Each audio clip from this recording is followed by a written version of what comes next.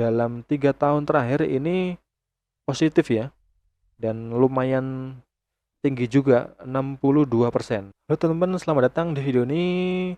Kita akan membahas dan mereview mengenai salah satu produk reksadana dari Sukorivest. Dan di seri reksadana ini, dan ini merupakan salah satu lanjutan dari seri reksadana yang ada di YouTube channel saya ya. Sudah ada playlist mengenai reksadana, mulai dari reksadana dari nol ya, mulai dari pengertiannya, analoginya reksadana, cara kerjanya bagaimana, udah ada semua di playlist di YouTube saya ya. Silahkan dicek di playlist, ada banyak video yang membahas tentang reksadana. Nah, dan sekarang kita akan mereview dan membedah apa aja isi dari salah satu reksadana saham produk dari Sukorivest yang bernama Sukorivest Equity Fund. Di sini karena udah ada namanya equity ya. Equity berarti ini modal, berarti ini saham ya. Nah, bisa kita lihat di sini ini di tahun 2023 di bulan Juni ya, tanggal 1 Juni ini dalam 1 tahun terakhir ini returnnya masih minus ya, 11% ya kalau kita lihat ya. Kalau dalam year to date atau dari awal tahun ini sampai bulan ini masih minus juga 5%. Kalau dalam 3 tahun terakhir ini positif ya, dan lumayan tinggi juga 62%. Jadi kalau kita rata-ratakan, kita bagi 62 dibagi 3 ini berarti sekitar 20-an%. Dan ini cukup bagus ya, dalam 3 tahun terakhir ini menghasilkan return CAGR-nya itu sekitar ini ya. Kalau persisnya ini 17,46% returnnya. Tetapi karena ini reksadana saham, drawdown-nya ini pasti cukup dalam.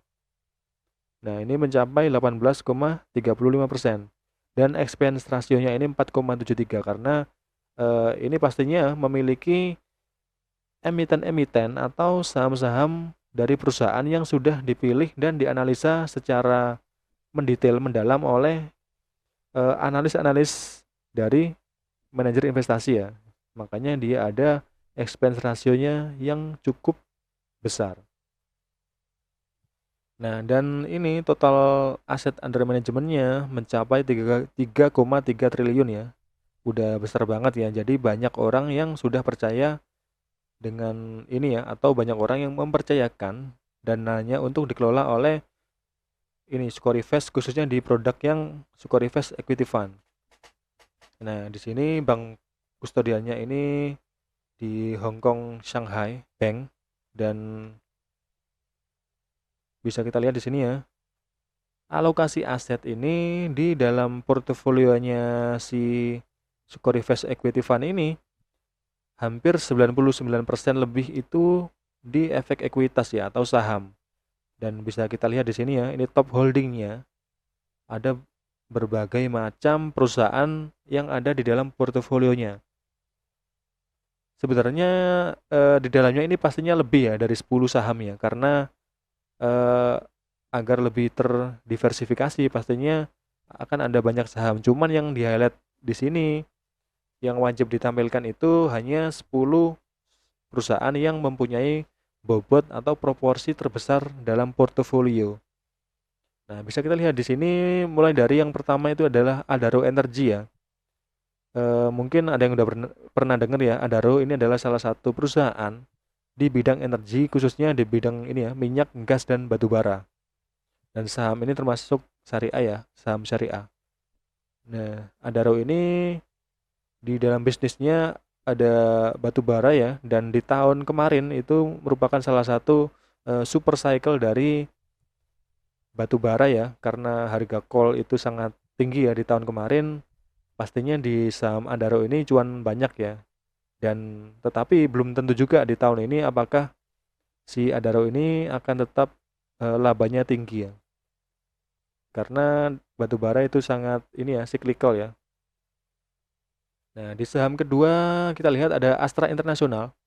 Kita tahu ya bahwa Astra ini adalah salah satu saham blue chip yang ada di Indonesia ya.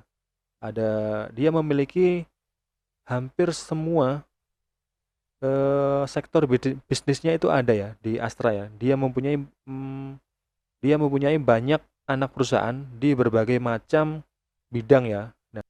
Nah, teman-teman bisa ini ya, cek di Google, anak perusahaan atau anak usaha dari Astra International ini sangat banyak ya.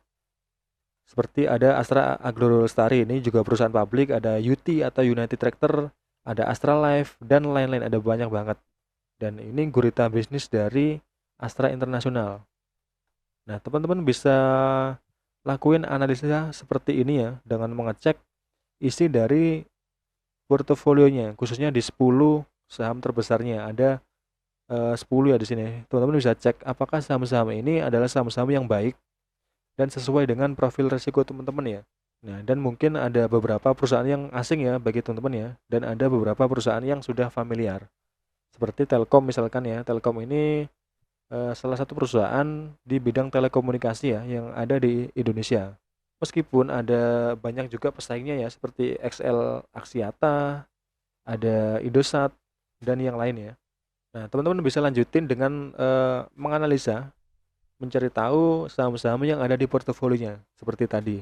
Si produk Sukorivest Equity Fund ini bisa di-switching ke produk yang lain ya, Kak. Yang tentunya masih satu MI atau manajer investasi yang sama.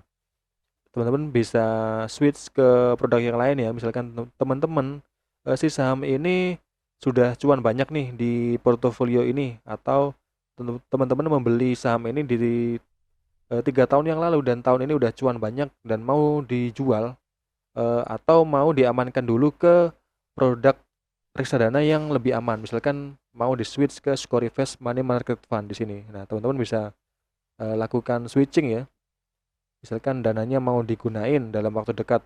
Nah, di sini bisa di switching ke produk yang sesuai dengan eh, tujuan keuangan teman-teman. Nah, jangan lupa ya, baca juga di 2 dokumen ya, ada prospektus dan fund fact sheet. Kalau fund fact sheet ini terbit setiap bulan, jadi kita download dari bulan yang terbaru ya, bulan terakhir.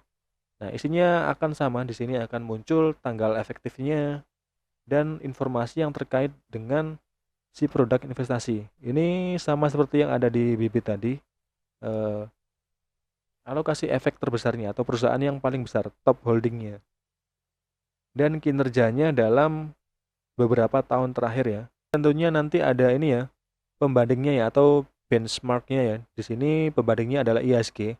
Apakah si reksadana ini bisa mengalahkan IHSG atau tidak? Nah, kalau kita lihat di sini, ini returnnya dia di atas IHSG ya. Nah, dan begitulah cara analisa di salah satu produk reksadana saham ya. Dan semoga info ini bisa membantu teman-teman khususnya sebelum membeli reksadana. Pastikan teman-teman melakukan analisa mendalam sebelum melakukan pembelian atau investasi di aset apapun ya, bahkan di aset kelas apapun ya, baik yang itu resikonya rendah sampai ke resiko yang paling tinggi. Dan analisa secara mandiri ya, jangan lihat ketika teman-teman ada yang beli aset tertentu teman-teman ngikut, dan kalau turun teman-teman nggak tahu ya kenapa itu terjadi penurunan, karena bukan analisa teman-teman sendiri. Dan semoga video ini bermanfaat dan terima kasih.